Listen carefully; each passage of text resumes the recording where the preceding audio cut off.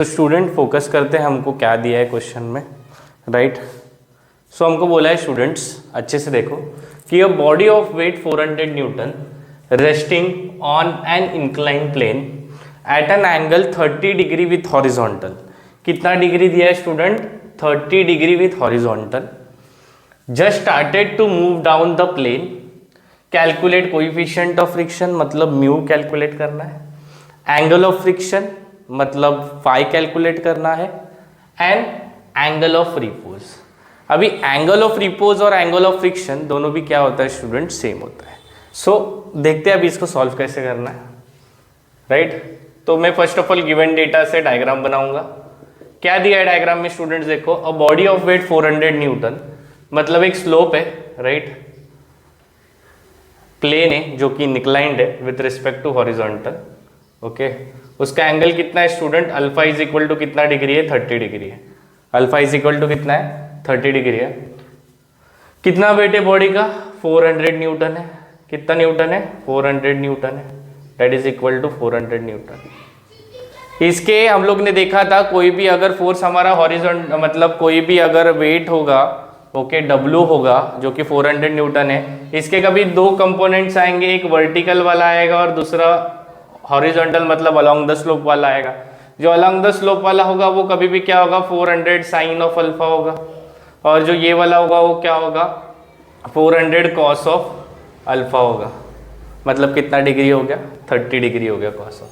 अभी ये 400 cos alpha को बैलेंस करने के लिए एक जो नॉर्मल रिएक्शन R होगा।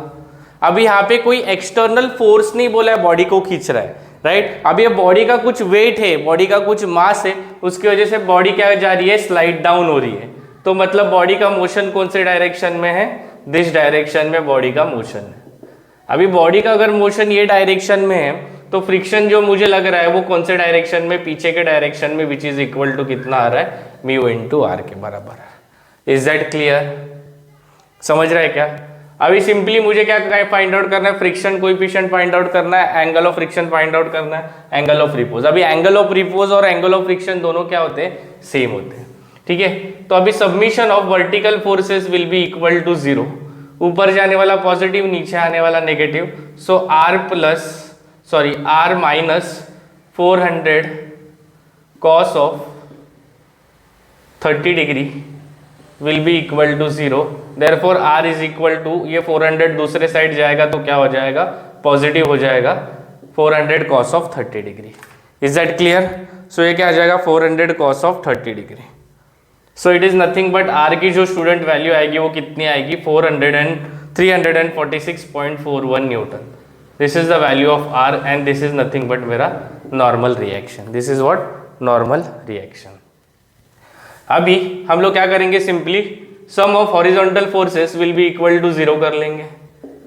अभी देखो ये F है जो कि राइट में जा रहा है पॉजिटिव, ये जो 400 साइन अल्फा नीचे जा रहा है जो कि negative. So that will be equal to F minus 400 sine of alpha will be equal to 0। Therefore F की वैल्यू क्या आ जाएगी?